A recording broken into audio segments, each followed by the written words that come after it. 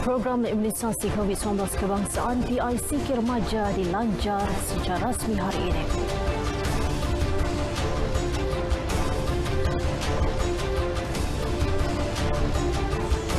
Pemandu lawan arus sebabkan kematian 2 remaja didakwa.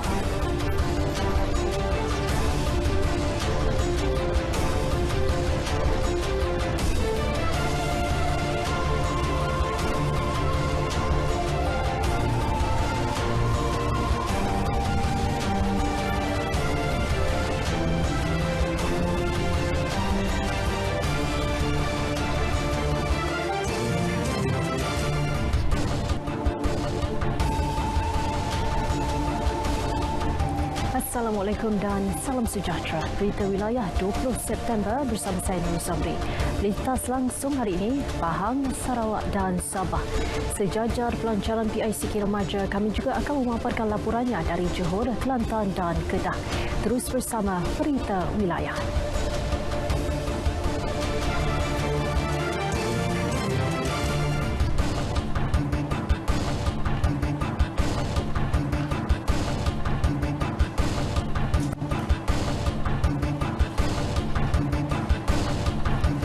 Pemandu lawan arus yang menyebabkan kematian 2 remaja pada 12 September lalu didakwa di Mahkamah Magistrat Shah Alam hari ini. 2 pertuduhan dibacakan secara berasingan di hadapan Magistrat Nur Faizah Abdul Sani namun tiada pengakuan direkodkan. Tertuduh K. Davis Win berusia 24 tahun yang mandu Mitsubishi Triton itu juga didapati positif ganja. Berdasarkan pertuduhan, tertuduh yang juga pegawai pemasaran pengangkutan didakwa menyebabkan kematian Nur Afiqah Abdul Karim 18 tahun dan Muhammad Hafiz Syamir Zul Asri 19 tahun di kilometer 8.6 Lebuh Raya Persekutuan. Kedua-dua pertuduhan didakwa mengikut Seksyen 302 Kanun Keseksaan yang memperuntukkan hukuman gantung sampai mati. Mahkamah menetapkan kes disebut semula pada 21 Oktober.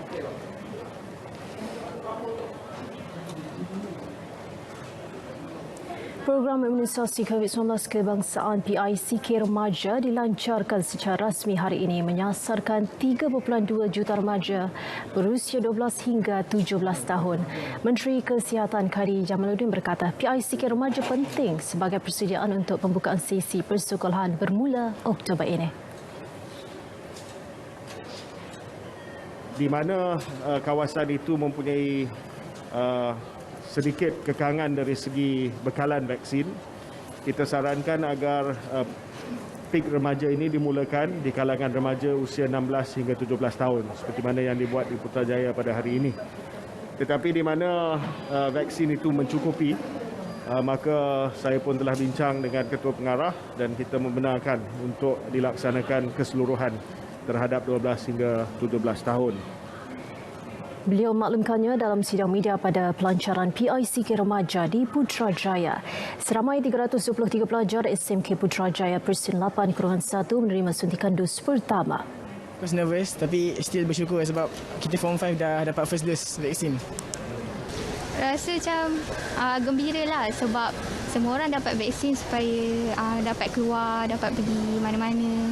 Supaya COVID-19 ni cepat turun. Saya rasa gembira lah sebab lepas dah ambil vaksin ni tinggal lagi 1 dos dan saya hanya tinggal saya boleh pergi keluar dengan rakan-rakan saya untuk pergi sekolah, pergi bersukan. So saya rasa happy lah dapat lepas dah ambil dos ni. PICK remaja sebelum ini telah dilaksanakan di Sabah, Sarawak dan Labuan bermula 8 September.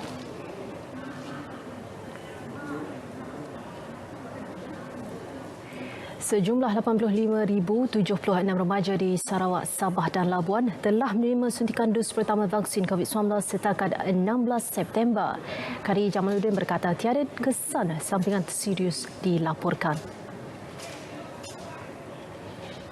Oleh itu, Kementerian Kesihatan Malaysia mensasarkan supaya 60% daripada remaja 12 hingga 17 tahun mendapat sekurang-kurangnya 1 dos pada bulan November dan 80% daripada kumpulan 12 hingga 17 ini yang layak divaksin mendapat dos lengkap sebelum sekolah, sebelum awal tahun persekolahan. Pemberian vaksin kepada golongan itu penting memandangkan peningkatan kes COVID-19 bagi remaja berusia 18 tahun ke bawah membimbangkan. Karim maklumkan kira-kira 400,668 kes jangkitan COVID-19 dilaporkan setakat 16 September lepas, membabitkan golongan tersebut berbanding hampir 13,000 kes pada tahun lepas. Dan daripada jumlah itu, 252,569 kes melibatkan murid sekolah dan 42,831 kes melibatkan kanak-kanak prasekolah. Manakala sebanyak 62 kematian dalam kalangan kanak-kanak telah dilaporkan pada 2021 berbanding 6 kematian pada 2020.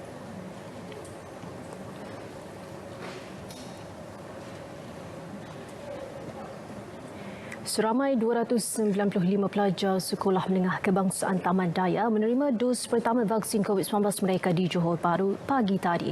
Ia sebahagian daripada program imunisasi yang dijalankan di 173 SMK seluruh negeri bermula hari ini hingga November. Esko Pendidikan, Penerangan Warisan dan Budaya, Mazlan Bujang berkata pemberian vaksin tertumpu kepada pelajar tingkatan 4 dan 5 sebagai persediaan menghadapi musim persekolahan akan datang. 29 pelajar SMK Taman Daya tidak dapat mengambil vaksinasi hari ini kerana menghadapi kekangan untuk hadir ke sekolah. Turut menjalankan program vaksinasi hari ini ialah SMK Kota Puteri 2, manakala SMK Taman Molek, SMK Taman Daya 2, SMK Sri Kota Puteri dan SMK Pasir Gudang 2 berlangsung esok.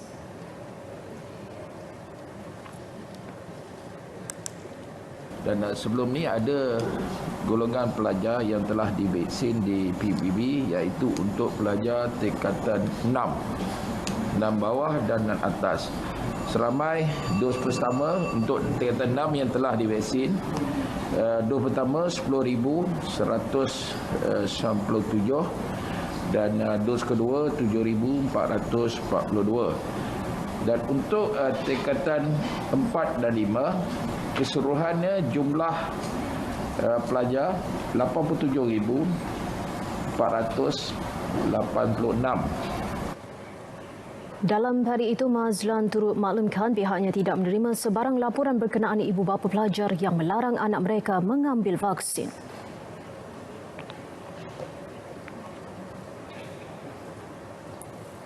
Di Pahang, program imunisasi COVID-19 PICK remaja mula dilaksanakan hari ini secara berperingkat melibatkan 42,875 pelajar berusia 16 hingga 17 tahun. 72 pusat pemberian vaksin digunakan termasuk PPV awam, sekolah dan klinik kesihatan. Pengarah Jabatan Kesihatan Negeri, Datuk Dr. Nur Azimi Yunus berkata program imunisasi kategori itu dijangka akan selesai akhir bulan ini bagi suntikan dos pertama.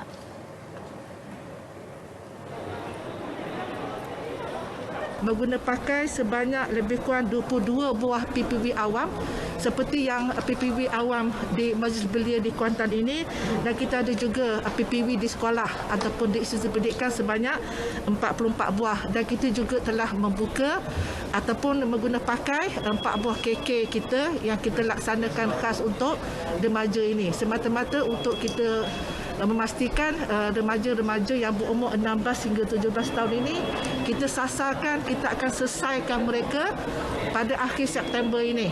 Maknanya seramai 42,000 lebih tu kita sasarkan, kita habiskan dos satu mereka pada akhir September ini.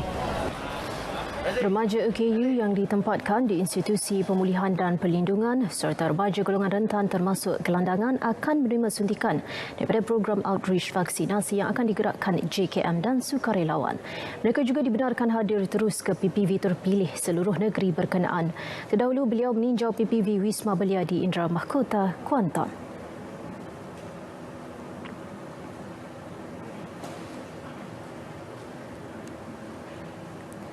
Sementara itu di Kelantan, PICK kepada remaja berusia 16 dan 17 tahun berlangsung di semua PPV awam di seluruh jajahan. Menurut Pengarah Jabatan Kesihatan Negeri Kelantan, Datuk Dr. Zaini Husin, proses janji temu suntikan vaksin kepada remaja terlibat melalui MySejahtera dan pejabat pendidikan daerah masing-masing. Tinjauan ke PPV Dewan Jabatan Pendidikan Negeri Tunjung Kota Baru mendapati kebanyakan remaja yang menerima suntikan ditemani ibu bapa dan ahli keluarga masing-masing. Mereka teruja menerima suntikan sebagai langkah perlindungan untuk kembali ke sekolah secara bersemuka bulan depan.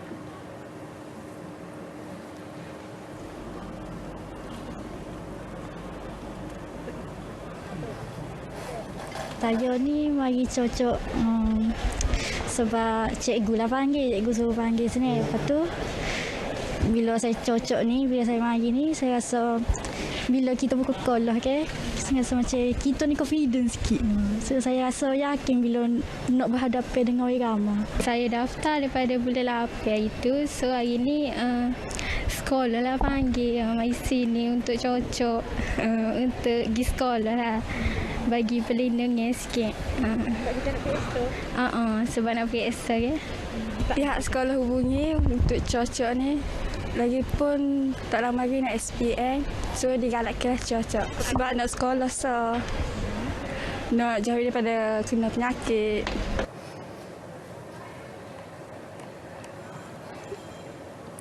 Di Kedah pula, lebih 180,000 remaja mula diberi suntikan vaksin di PPV atau sekolah. Di Padang Terap secara keseluruhan, kira-kira 7,000 pelajar berumur antara 12 hingga 17 tahun menerima suntikan vaksin ketiga PPV di daerah itu. Pegawai Kesihatan Daerah Padang Terap, Dr. Muhammad Fadil Muhammad Farzuki berkata pihaknya menjangkakan proses itu selesai Sabtu ini. 3 PPV diguna pakai iaitu Dewan Tengku Putra, Dewan IKBN Kunaka dan Dewan SMK Lubuk Merbau. Kepada semua ibu bapa di daerah Padang Terap ni untuk sama-sama mendapatkan suntikan, memberikan persetujuan untuk suntikan kepada anak-anak supaya anak-anak yang akan bersekolah nanti boleh menjalani persekolahan tu dengan lebih selamatlah. Semoga dengan vaksin ni COVID semakin kurang lah. Tak ada COVID. Dah rasa selamat dah juga sebab dah cucuk vaksin kan. Sangat membantu persiapan anak-anak kita supaya mereka sentiasa kekal, cergas, sihat dan terselamat daripada wabak yang kita takuti ni.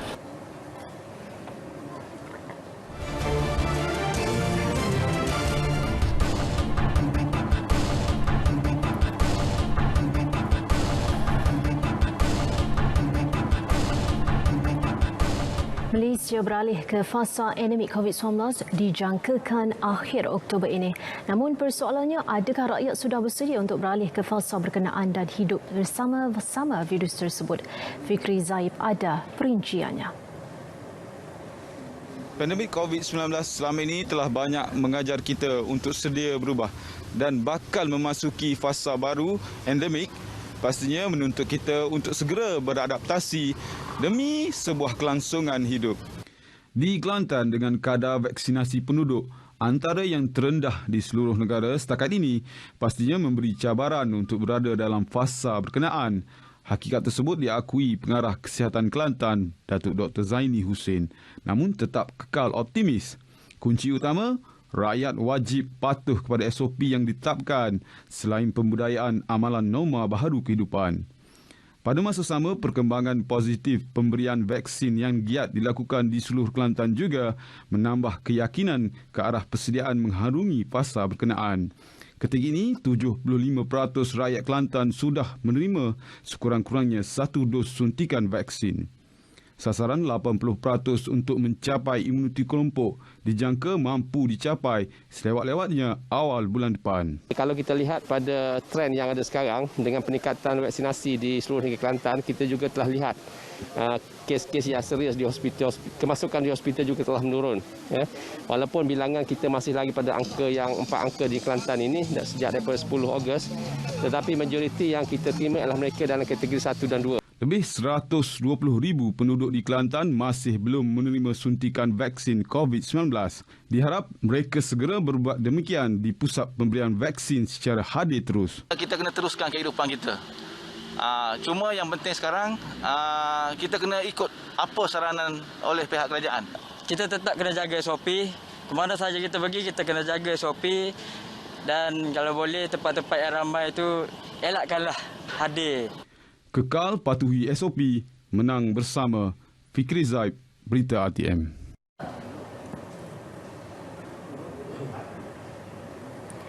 Jabatan Kesihatan Negeri Terengganu akan dibekalkan 9,667 dos vaksin jenis CanSino.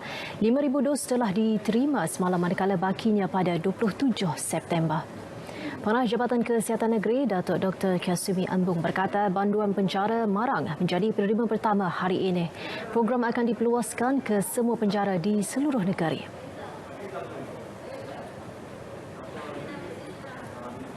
9,667 dos CanSino ini yang diterima di negeri Terengganu. Salah satunya target grup kita adalah OKT. Dan kita juga OKT ini bukan saja di penjara Marang, kita akan tengok juga di Pusat Koreksional Dungun dan di depo tahanan. So ketiga-tiga tempat ini kita akan gunakan CanSino dan juga kita akan mulakan program vaksinasi CanSino ini kepada warga orang asli. Datuk Kasmani ditemui selepas program suntikan vaksin di penjara Marang. 2,600 banduan akan menerima suntikan berkenaan. Banduan yang ditemui amat bersyukur kerana menerima suntikan vaksin. Saya sebagai salah seorang banduan kat sini pun terima kasihlah pada pihak pengusaha penjara, pada pihak Kementerian Kesihatan sebab tak pinggirkan kita orang walaupun kita orang duduk kat macam ni. Semoga vaksin ni dapat memanjangkan jodoh saya bersama keluarga untuk bertemu nanti bila bebas nanti. Saya berharap dengan pengambilan vaksin ini akan sama-sama kita banteras COVID-19. Walaupun kita orang banduan, tapi kita sama-sama membantu sama kita untuk mengurangkan kadar peningkatan COVID-19.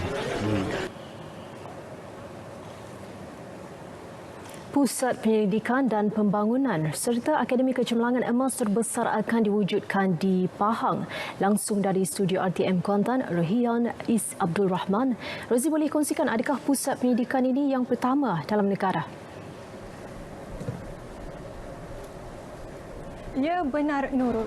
Pusat Penyelidikan dan Pembangunan R&D ini adalah yang pertama dalam negara menerusi kerjasama strategik antara Sirim Berhad dan Koperasi Makmur Malaysia Berhad (Komakmur). Presiden dan Ketua Pegawai Eksekutif Sirim, Dr. Ahmad Sabirin Arsyad berkata, pusat berkenaan memfokuskan kepada R&D berkaitan kesenian, reka bentuk dan kaedah pemasaran produk berasaskan emas.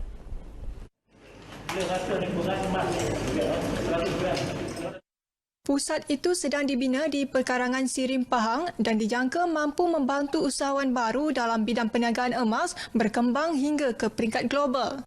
Bersesuaian dengan peranan Sirim sebagai agensi yang mengiktiraf produk dihasilkan untuk pasaran tempatan dan luar. Dan kita pun dah katakan tadi, kita akan mewujudkan satu akademi emas. Kecemerlangan emas bagi membantu usahawan baru membina kepakaran dalam bidang emas yang masih belum ramai diceburi oleh rakyat Malaysia. Jadi Sirim akan menggunakan pelbagai teknologi, contohnya sisi keturunan, memastikan setiap emas yang dihasilkan oleh Makmur Gold mempunyai keturunan yang tepat dan disahkan oleh Sirim. Beliau menyatakannya selepas mengadakan pertemuan bersama pengerusi Komakmur, Datuk Hishamuddin Abdullah di Kuantan. Sementara itu, Datuk Hishamuddin berkata, objektif utama Komakmur menjadi rakan strategik Sirim adalah bagi membantu lebih ramai usahawan menceburi sektor perniagaan berasaskan emas. Komakmur telah mempunyai perancangan jangka panjang untuk memasuki pasaran Timur Tengah dan China sekaligus perlu mendapat pengiktirafan kualiti daripada Sirim untuk meneroka pasaran global. Lebih 600 penduduk kampung Sungai Mas di Sungai Lembing Kuantan bimbang apabila laluan utama keluar masuk sejauh 100 meter kini mula mengecil akibat hakisan tebing sungai. Pekebun, pemungut hasil hutan, pemancing dan pemburu semakin resah melihat keadaan benteng laluan bersebelahan Sungai Cerpai semakin genting dengan berbaki hanya kira-kira 10 kaki sahaja.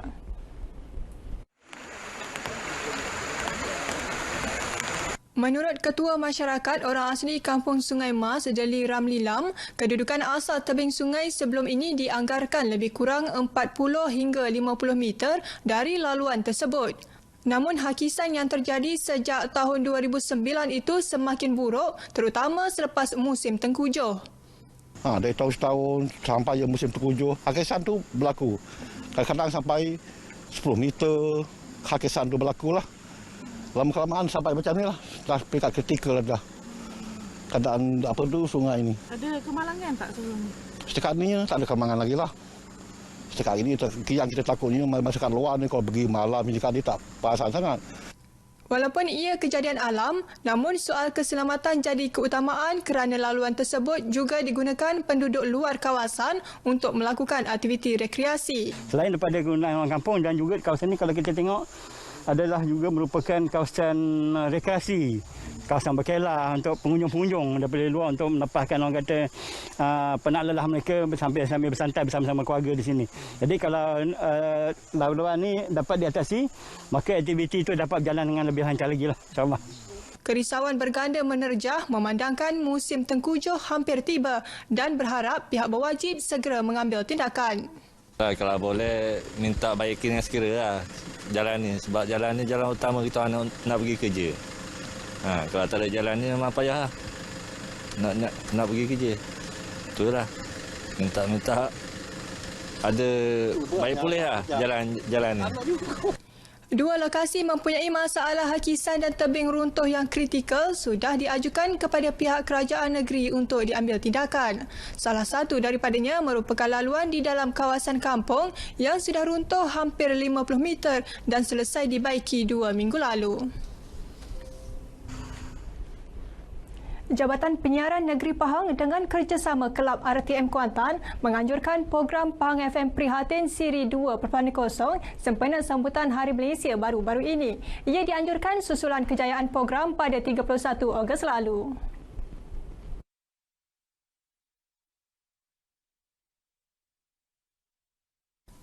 Menurut pengurusi Kelab RTM Kuantan Bijaya Brabu, program menyantuni petugas barisan hadapan termasuk di pusat saringan ujian COVID-19 di Terminal Sentral Kuantan dan penerima vaksin di pusat pemberian vaksin PPV Wisma Belia Kuantan. Selain itu, mereka di PPV juga berpeluang menonton musikal unplug lagu-lagu Melayu, India dan Cina, gubahan unit combo RTM Pahang yang dinyanyikan juruhebah Pahang FM secara rakaman. Rata-rata mereka yang datang juga adalah kalangan pendengar setia Pahang FM. Mereka juga berpeluang untuk menyaksikan musical video terbitan Pahang FM. Menariknya semua yang menyanyikan lagu-lagu itu adalah DJ Pahang FM sendiri. Dengan tujuan untuk meraihkan frontliner kita, di sini kita ada menyumbangkan beberapa hamper makanan bantuan lah. Semua penerima menerima sumbangan daripada Koperasi Makmur Malaysia Berhad, Agensi Kaunseling dan Pengurusan Kredit AKPK dan Syarikat Adabi Cawangan Kuantan sebagai tanda penghargaan membantu mencapai imuniti kelompok menjelang Oktober. Alhamdulillah, hari ini sekali lagi kita bekerjasama dengan RTM Pahang untuk menjayakan program Pahang FM Prihatin Siri 2. Hari ini pihak Adabi Kuantan menyediakan goodies. Dia macam berbentuk goodies ataupun sumbangan yang berjumlah 600 untuk 600 unit untuk penerima vaksin. Jadi pada hari ini kami berbesar hati menyumbangkan sedikit hamper lah kepada semua petugas-petugas khususnya di Wisma Belia Kuantan. Pada hari sama, turut dianjurkan kayuhan berbasikal selama 58 minit bermula dari pekarangan RTM Pahang ke Pantai Teluk Cempedak.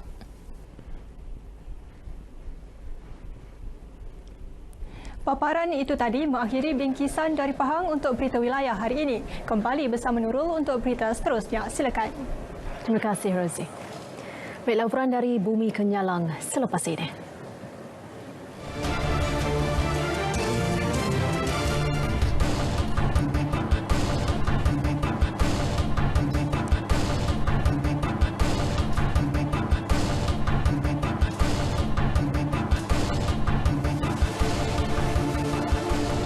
Khabar gembira dari Bumi Kenyalang. Bermula hari ini, pelanggan zon Selatan Sarawak dibenarkan untuk makan di dalam Promis. Nursila, bagaimana sambutan penduduk di Kuching terhadap kelonggaran ini? Ya Nurul, kebenaran dine-in atau makan di dalam kedai untuk kawasan zon Selatan Sarawak yang berkuasa hari ini mendapat pelbagai reaksi daripada masyarakat di Kuching khasnya. Tinjauan RTM mendapati kebanyakan pemilik kedai menerima pelanggan dan ada antaranya masih kekal dengan pengoperasian menyediakan perkhidmatan secara bungkus dan bawa pulang sahaja. Bagi golongan peniaga, keputusan kerajaan ini diterima positif dan mereka akur dengan syarat ketat pematuhan prosedur operasi standard SOP yang ditetapkan Jawatankuasa Pengurusan Bencana Negeri JPBN. Makan di kedai lebih menguntungkanlah daripada take away because banyak lagi dapat daripada kita take away lah. Sementara itu, orang ramai juga menyambut baik kebenaran ini namun tetap mengambil langkah berjaga-jaga dengan membungkus makanan dan bawa pulang. Prefer time untuk take away lah. Kecuali kita masa time kerja ke apa ke, kita dine in je lah. Prefer makan tapau luar je lah. Selalunya mun tapau ya, mau makan dengan luar susah bah. Sini kita nak makan dalam kereta susah. Tu baguslah hanya buka dine in tu lah. Bagi pendapat kami lah. Selain itu, tempoh operasi perniagaan lain di zon selatan juga dibenarkan beroperasi mulai jam 5 pagi hingga 10 malam. 8 daerah di zon selatan melibatkan Kuching, Bau, Lundu, Samarahan, Asajaya, Simunjan, Serian dan Tebedu. Usaha mengesan dan memberi vaksin kepada pelajar tingkatan 4 dan 5 bagi Sekolah Menengah Kebangsaan SMK Tatau diteruskan pada 18 dan 19 September lepas. Guru Penolong Kanan Hal Ehwal Murid Arifin Mohidin yang mengendalikan proses vaksinasi sekolah itu berkata, usaha menjejaki pelajar telah dilakukan ke SK Nangga Penyarai dan SK Rumah Keseng dengan menaiki bot bersama pihak Klinik Kesihatan Tatau dan Pejabat Pendidikan Daerah Tatau Sebau. Daripada situ seramai 20 lebih orang pelajar yang sudah diberi vaksin lah. Okey. So hari ini kita sambung semula di SMK Tatau untuk kali yang ketiga. Maksudnya ini juga adalah untuk pelajar-pelajar yang belum divaksin pada tarikh 11 dan 12 minggu lepas. Terdahulu pada 11 dan 12 September lepas, seramai 553 pelajar diberikan suntikan vaksin dos pertama daripada jumlah 656 pelajar tingkatan 4 dan 5. Semalam daripada jumlah 94 pelajar yang disasarkan, hanya 33 yang hadir mendapatkan suntikan vaksin dos pertama. Manakala seramai 13 orang pelajar berusia 16 dan 17 tahun yang telah berhenti sekolah dan 2 pelajar menumpang iaitu pelajar SMK Mukah dan Kolej Vocational Bintulu antara yang hadir ke PPV Dewan Sri Anau SMK Tatau semalam. Justru menurut Cikgu Arifin, usaha mengesan dan menjejaki 62 pelajar yang belum hadir ke PPV tersebut akan diteruskan selepas perbincangan dengan pihak PPD Tatau Sebau dan Klinik Kesihatan Tatau.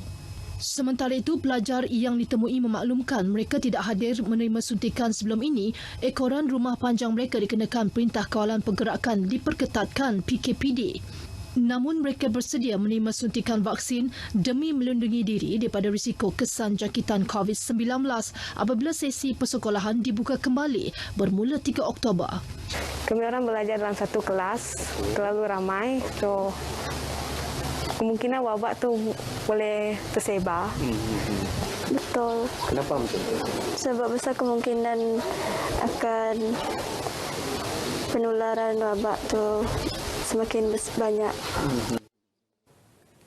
Pengumuman pemberian dos ketiga atau dos penggalak vaksin COVID-19 kepada golongan rentan atau golongan berisiko tinggi mendapat reaksi positif masyarakat dalam usaha meningkatkan perlindungan terhadap golongan itu daripada wabak tersebut. RTM telah mendapatkan reaksi masyarakat di Kuching mengenai pemberian dos penggalak tersebut bagi melindungi semua pihak. Kami amat bersetuju tentang pemberian dos ketiga tu, memandangkan kita dapat meningkatkan imunisasi untuk golongan-golongan yang berisiko. Ia adalah merupakan satu langkah yang baik, memandangkan golongan atau sasa yang kita beri untuk dos ketiga ialah terutama mereka-mereka yang berisiko tinggi lah. Ini satu langkah yang baik dan amat kita alu-alukan. Sangat bagus, terutamanya kepada mereka-mereka yang berisiko tinggi. Ini kerana kita nak melindungi semua pihak kalau boleh dari penyakit COVID ni lah. Okey, sebab mereka yang berisiko tinggi ni kalau boleh diberi keutamaan dulu. Semalam Perdana Menteri Datuk Seri Ismail Sabri memaklumkan kerajaan bersetuju untuk melaksanakan pemberian dos ketiga vaksin COVID-19 yang bertujuan untuk meningkatkan perlindungan terutama golongan berisiko termasuk warga tua dengan komorbiditi. Sementara itu, Menteri Kesihatan Khairi Jamaluddin berkata pemberian dos penggalak itu akan bermula awal bulan depan. Kongres Kesatuan Pekerja-Pekerja di dalam Perkhidmatan Awam QPEX Sarawak memohon kerajaan negeri agar mempertimbangkan cuti tahunan petugas Barisan Harapan boleh dituntut secara wang tunai. Pengerusi QPEX Sarawak Omar Bahrin Unin memberitahu cadangan itu diberi keutamaan kepada penjahat awam di bawah kerajaan negeri. Yang mana tidak dapat mengambil cuti tahunan mereka. So cuti tersebut boleh dituntut secara tunai lah bagi pihak frontliner lah. Beliau berkata demikian selepas mengadakan kunjungan hormat terhadap Ketua Menteri Datuk Patinggi Abang Johari Tun Openg di pejabatnya di Wisma Bapa Malaysia Petrajaya Kuching. Tambahnya dalam pertemuan tersebut pihaknya turut memaklumkan perkembangan terkini mengenai cadangan pembinaan taman perumahan untuk penjahat awam yang dinamakan Taman Perumahan QPEX. Katanya lagi perancangan tersebut mendapat respon positif daripada Ketua Menteri sendiri dan diharap dapat dilaksanakan demi keselesaan para penjahat awam di negeri ini. Mengulas lanjut mengenai lokasi pembinaan taman perumahan tersebut, Omar Bahrin berkata ia masih di peringkat kajian namun dijangka dibina di kawasan Kuching dan Kota Samarahan. Sekian dulu perkembangan dari Sarawak. Kita kembali bersama Nurul di Angkasa Puri. Silakan. Terima kasih Nursila. Baik, kita dapatkan dahulu laporan cuaca semasa daripada Met Malaysia sebelum melintas langsung ke Sabah bersama pegawainya Nur Farha Abdul Halim. Assalamualaikum dan salam hormat kembali bersama Met Malaysia untuk kita tinjau perkembangan cuaca pada petang ini. Paparan imej satelit menunjukkan tiada litupan awan yang dicerap setakat ini di semenanjung Malaysia dan keadaan cuaca adalah cerah bagi kebanyakan tempat. Namun demikian, litupan awan yang lebih tertumpu di Sabah dan Sarawak menyebabkan kelembapan yang tinggi ini akan berlanjutan sehingga ke lewat malam nanti. Ini jelas diperhatikan melalui paparan imej gambar radar yang menunjukkan keadaan cuaca hujan di 1-2 tempat melibatkan Pulau Pinang dan juga Kedah yang dijangkakan akan beransur reda dalam tempoh 1 jam dari sekarang, manakala keadaan cuaca di lain-lain tempat adalah baik dan cerah. Namun demikian, dijangkakan menjelang lewat petang nanti keadaan hujan dari Bukit Putih akan mula berpotensi untuk masuk di bahagian timur semenanjung Malaysia, terutamanya melibatkan pedalaman negeri Kelantan dan juga Terengganu, termasuklah di 1-2 tempat di sekitar pedalaman Pahang. Seterusnya untuk Sabah dan Sarawak pula, kali ini hujan dan ribut peti yang sedang berlaku di beberapa kawasan melibatkan bahagian Sabah, terutamanya pantai barat, wilayah Persekutuan Labuan dan juga pedalaman serta Sandakan dijangkakan akan berlanjutan sehingga ke malam nanti. Manakala di Sarawak pula keadaan ribut peti lebih tertumpu di bahagian Kuching dan juga barat serta di bahagian pedalaman yang masih lagi dijangkakan akan mula reda sehingga ke lewat malam nanti. Seterusnya, Met Malaysia masih lagi mengekalkan amaran cuaca peringkat waspada iaitu hujan lebat yang dijangkakan berpotensi berlaku di sekitar Sabah melibatkan bahagian pantai barat, wilayah Persekutuan Labuan dan juga di pedalaman yang dijangkakan akan berlanjutan sehingga ke esok 21 September 2021. Keadaan hujan lebat ini berpotensi untuk mengakibatkan banjir di beberapa kawasan yang berkedudukan rendah. Oleh yang demikian, kami menasihatkan penduduk setempat agar sentiasa berwaspada ketika ini. Sekian saja informasi cuaca untuk kali ini. Seterusnya kita lihat paparan ramalan hujan di bandar-bandar utama di Malaysia sepanjang malam nanti. Saya Farah Halim. Assalamualaikum.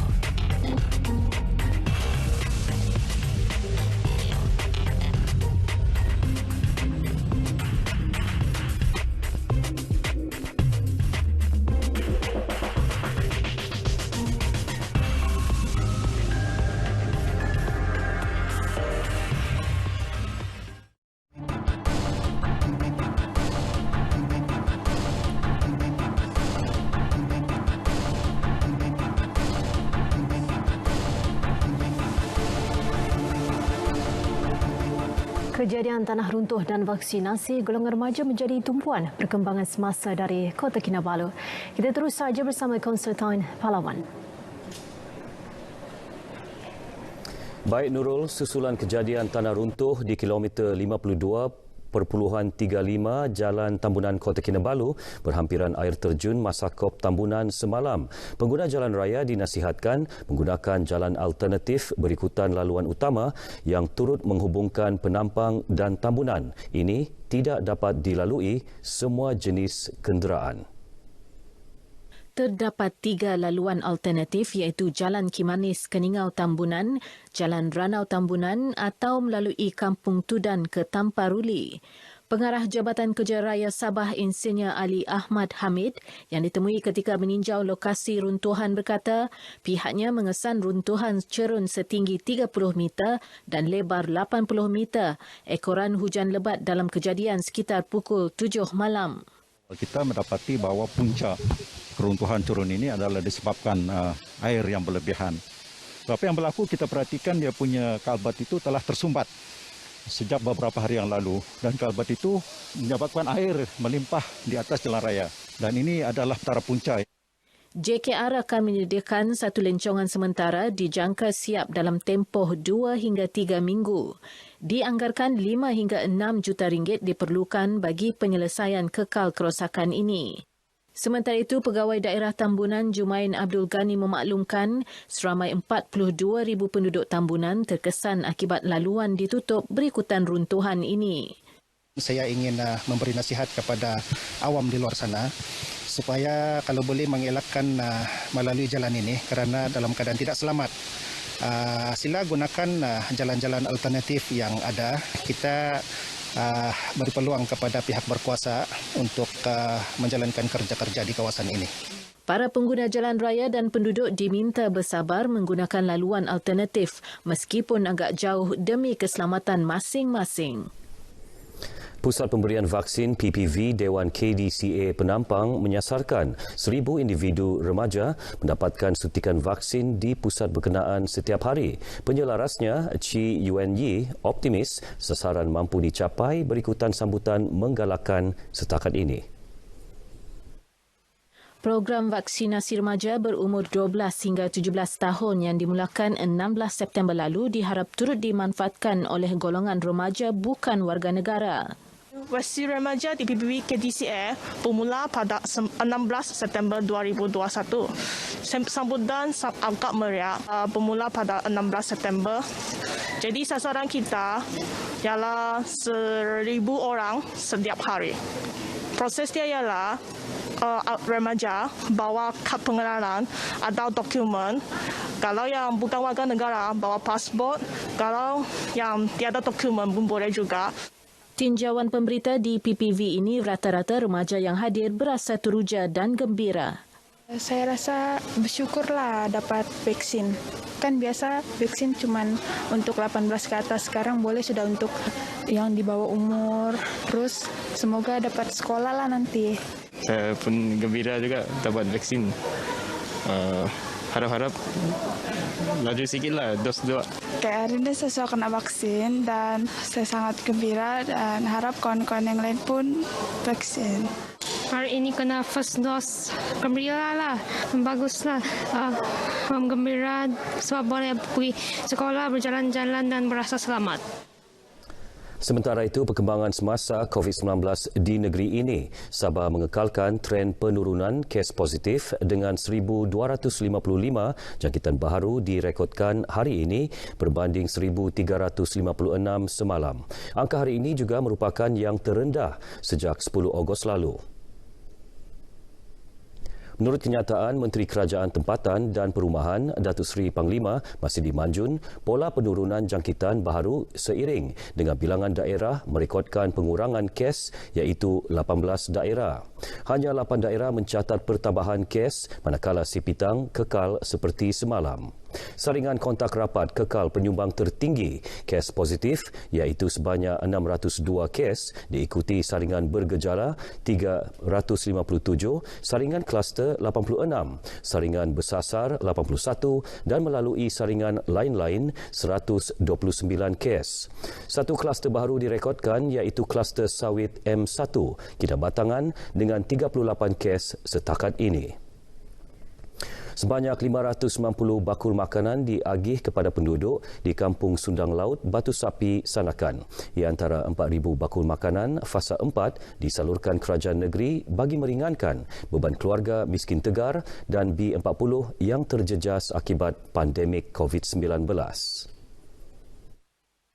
Pegawai Pembangunan Masyarakat PPM Dun Sekong Hazulizah Ahmad Dani berkata pihaknya memohon bantuan tambahan tersebut daripada Pejabat Setiausaha Kerajaan Negeri SKN susulan bantuan bagi fasa 1 hingga 3 sebelum ini tidak mencukupi.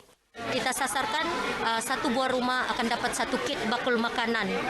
Memandangkan di dalam keadaan COVID ini, kita sedia maklum bahawa semua penduduk ini terkesan. Apatah lagi jika kita tengok statistik, Dun N53 Sekong ini adalah paling tinggi yang menerima ikasin. Hazulizah menyatakan demikian ketika pengagihan bakul makanan di Kampung Sundang Laut. UPPM Sekong sebelum ini mengagih bantuan bakul makanan fasa 1 hingga fasa 3 pada Januari, Februari dan Jun lalu. Hazulizah turut memaklumkan pihaknya juga giat berkolaborasi dengan badan bukan kerajaan untuk menyalurkan bantuan bakul makanan kepada penduduk memerlukan.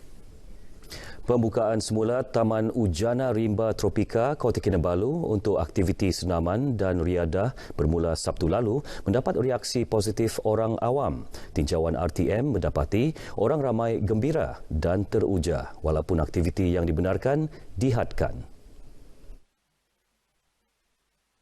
Antara aktiviti dibenarkan di taman ini ialah berjoging, zumba dan yoga. Pengunjung perlu mematuhi SOP ditetapkan, antaranya lengkap vaksinasi 2 dos dan kanak-kanak di bawah 12 tahun tidak dibenarkan. Memang suka hatilah, tapi mau ikut SOP lah. Siapa pun takut sekarang bahaya kan. Saya suka exercise memang. Happy lah saya ini buka. Saya first day datang ini hari. Okay, saya rasa gembira lah sebab taman ni sudah buka. Jadi kita boleh melakukan aktiviti seperti berjoging, macam berzumba begitu. SOP di sini dia memang masih SOP lagi. Macam seperti di luar tu kita kena scan. Saya pun gembira juga sebab boleh keluar beriadah dengan keluarga tapi kena ikut SOP lah. Kena scan MySejahtera dan pakai mask. Happy lah sebab kira taman buka kan, so kita pun dapat bersenam. Tapi at the same time sedih juga because kebanyakan taman awam pun anak bawah 12 tahun tidak dapat pergi. So sebab saya pun ada 2 budak, so itu yang macam sedih. Saya rasa gembira kerana lama sudah tidak bersenang kan. Lagipun dekat ada 3 bulan lebih sudah. Jadi ini hari yang pertama lah saya datang di sini. Saya nampak tidak ramai juga. Penting juga diorang kena limit orang yang masuk 150 orang saja. Taman di bawah jagaan Dewan Bandaraya Kota Kinabalu ini menetapkan 2 sesi kunjungan iaitu pukul 6 pagi hingga 10 pagi dan 3 petang hingga 6 petang.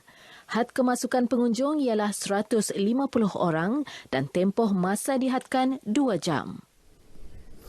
Sekian perkembangan dari negeri di bawah bayu bersama saya Konstantin Pahlawan. Meskipun terdapat tren penurunan kes COVID-19, jangan leka. Terus patuhi SOP. Kembali bersama Nurul di Angkasa Puri. Silakan Nurul. Terima kasih Konstantin. Baik, kita akan berehat buat seketika.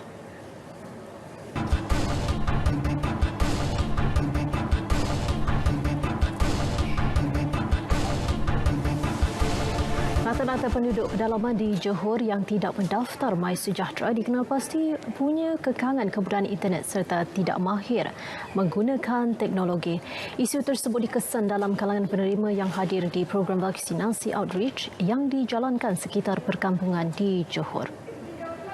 Esko Pendidikan, Penerangan, Warisan dan Budaya, Mazlan Bujang berkata, lawatan beliau ke program vaksinasi outreach di Felda Cahaya Baru, Johor Bahru mendapati kebanyakan penerima yang hadir tidak mendaftar MySejahtera.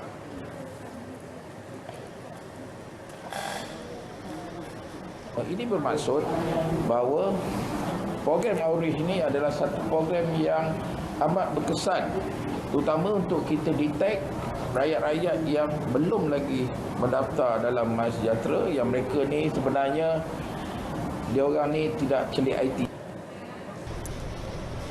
Berkaitan itu, program vaksinasi outreach akan terus dipergiat di kawasan perkampungan bagi menguruskan isu tersebut seterusnya meningkatkan kadar vaksinasi dalam negeri.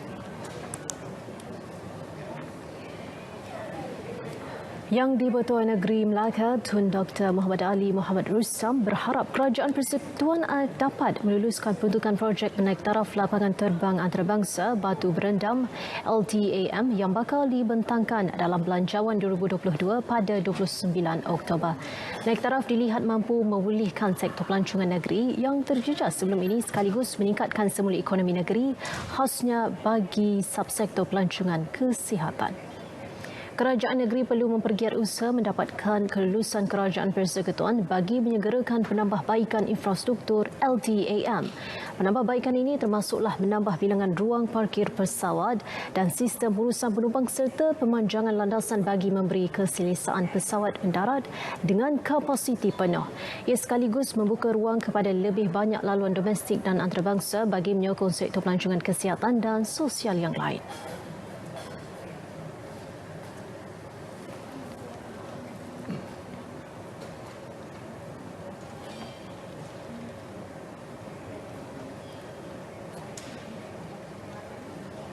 Begitu sinonim dengan perkhidmatan kesihatan yang berkualiti yang telah lama menjadi faktor yang menarik kedatangan pesakit usulnya dari Indonesia dan Singapura melalui 4 buah hospital swasta sedia ada, iaitu Putra Specialist Hospital, Mahkota Medical Center, Pantai Hospital Agro dan Oriental Melaka Street Medical Center yang disokong dengan jumlah keseluruhan 913 buah katil serta doktor-doktor pakar.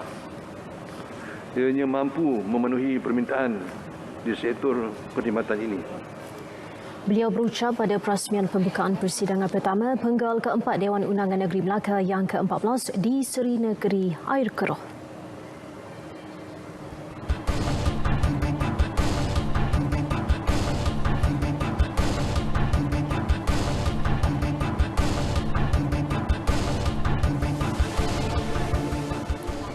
Prestasi pelaburan Kedah bagi suku pertama 2021 dengan jumlah pelaburan RM43 bilion dan yang terbaik di Malaysia membuktikan rancangan kerajaan membuahkan hasil. Sultan Kedah Al-Aminul Karim Sultan Salahuddin Sultan Badli Shah yakin dengan terlaksananya projek berimpak tinggi yang dirancang bakal meletakkan Kedah di landasan yang betul ke arah pengukuhan sektor ekonomi dan pelaburan di masa hadapan. Antara projek berimpak tinggi termasuk Bandaraya Getah Kedah di Padang Terap, Zon Sempadan Ekonomi Khas Bukit Kayu Hitam SPEZ yang merangkumi Taman Teknologi dan Sains Kedah dan Kota Perdana, hub pembuatan aero angkasa dan logistik Sidam, lapangan terbang antarabangsa Kulim, Lebuh Raya Koridor Utara serta pembesaran Kulim High Tech Park. Baginda mengingatkan agar setiap perancangan, perundingan dan kerjasama perlu sentiasa meletakkan kepentingan negeri mengatasi kepentingan lain.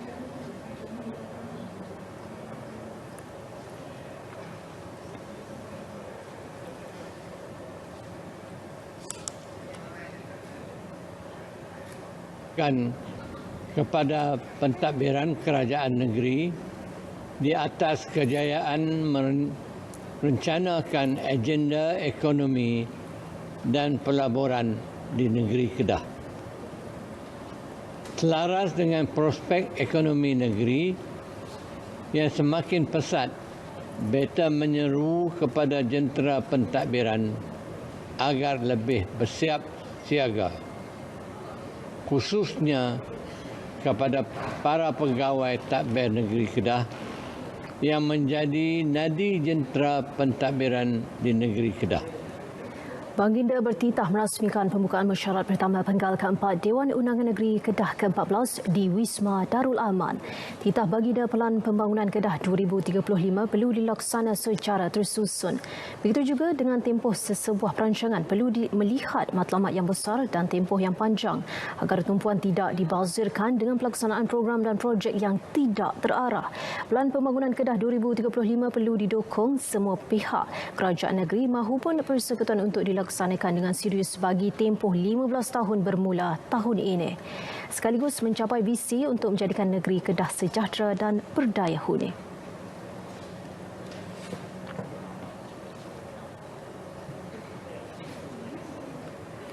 Satu audit penanaman pokok dilaksana Perbadanan Menteri Besar Perak dalam memastikan pokok ditanam berada dalam keadaan baik dan sihat. Ketua Pegawai Eksekutifnya Anwar Zainal Abidin berkata ia juga merupakan langkah dalam menyokong usaha melestarikan alam sekitar selaras kempen penanaman 100 juta pokok dan Perak Bumi Lestari. Pengauditan dijalankan melalui jawatan kuasa khas yang turut melibatkan NGO.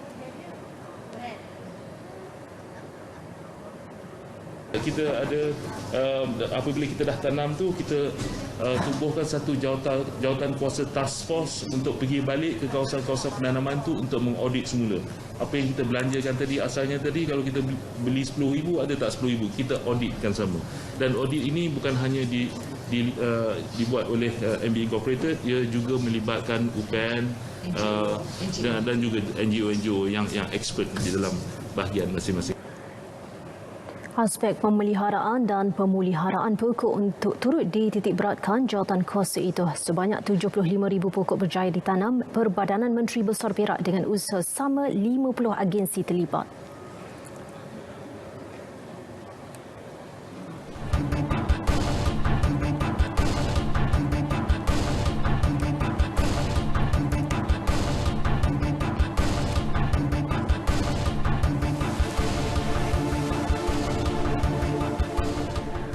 Kementerian Pelancongan, Seni dan Budaya MOTEK membangunkan Pelan Pemulihan Pelancongan PPP dalam mencari keseimbangan ekonomi dan kesihatan awam.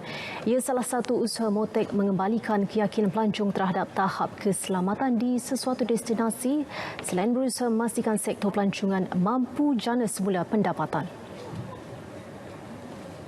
Di antara fokus PPP yang Tuan Direktur termasuklah pertama iaitu merancangkan semula pelancongan domestik.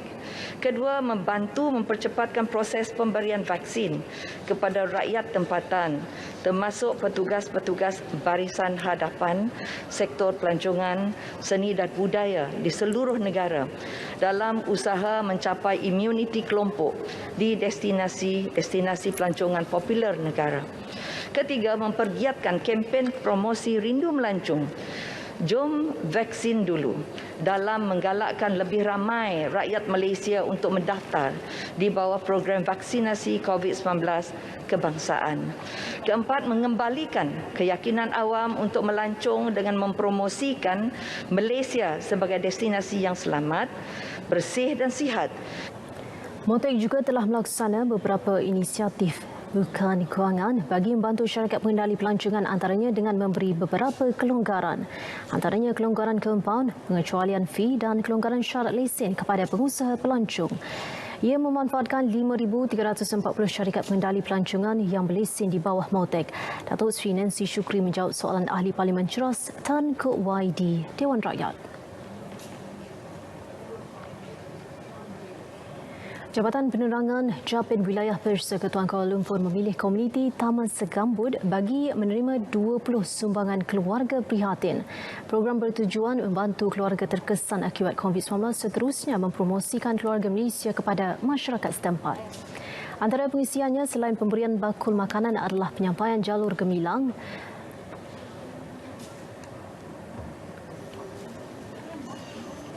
Hendaknya nampak dapat sikit meringankan sikit beban lah pasal saya pun orang bencin kan. datang kerja ni bolehlah sikit menampung keperluan harian saya ni. Lepas ada beras ke, tepung ke, gula ke, bihun ke, itulah cili powder ada juga. Untuk keluarga saya lah. So thank you very much lah.